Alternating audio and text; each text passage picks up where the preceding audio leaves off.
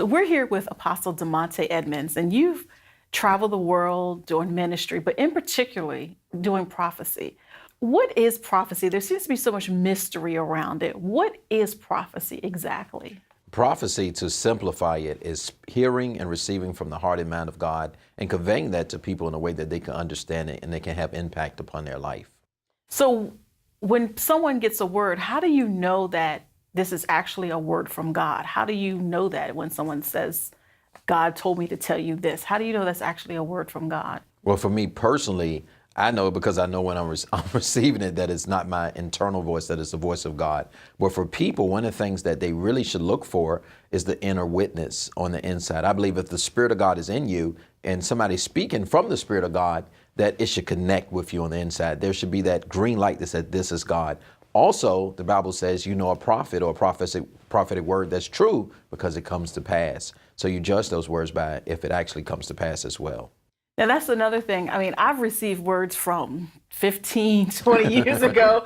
They haven't come to pass yet. And when you believe that you really received, you get that witness and you know it's a word from God, but you're in the waiting period. What do you do? Do you just wait for the word to come to pass? Is there something you're supposed to be doing in between that time? And that can be very frustrating because I've been in that period. I believe we all stay in that period. That lets us know that God still has a tomorrow for us. Because when you run out of prophecy, that means that you might be close to the end. And so it's a good thing we have words that have not come to pass. So I just want to encourage the viewers with that. But the Bible says in Timothy, Paul tells Timothy, wage a good warfare with the prophecy that has went over your life. You can take those words and pray over them. You can take those words to intercede over them. Because just like Daniel, he found out about the children of Israel through reading the writings of Jeremiah that they were supposed to come out of captivity, and he began to fast and pray. And so then that released the angels of heaven to bring those words into manifestation. Now, we've talked about receiving a word. How do I know that I actually have a word for someone? Because there's times where I've heard things and I'm like, I don't know if that's me. I don't know if that's God or the devil. How can you tell that you're actually giving someone a word from God? How would you know personally?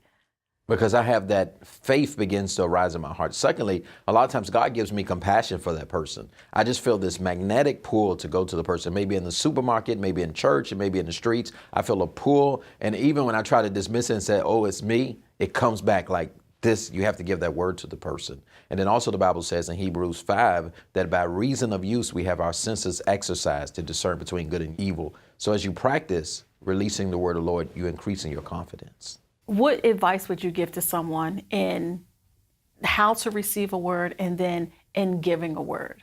First of all, in receiving a word, I would say be quiet. A lot of times people get so emotional about the word or what's being said, they miss the substance or the content or the wisdom or the instruction. Because you see people get excited, they cry, they get emotional, and you want to have a response, but you really want to not miss what God is really trying to say to you. Because some people have gotten words and then you ask them, what was spoken? I don't know. But they had an emotional response. Secondly, take those words back to God.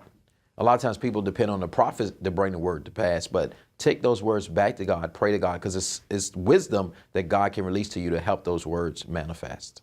What is the difference between, because when I was growing up, it was like, only prophets, the person, if you were a prophet, you prophesied. Can an everyday Christian bring a prophecy? Yes. Apostle Paul actually says, you can all prophesy one by one that you can be encouraged. Then it says the gifts of the Spirit in 1 Corinthians 12 are given to each one to profit withal. So you may not be a prophet, but God can use you if you're open to him and you're willing to be used.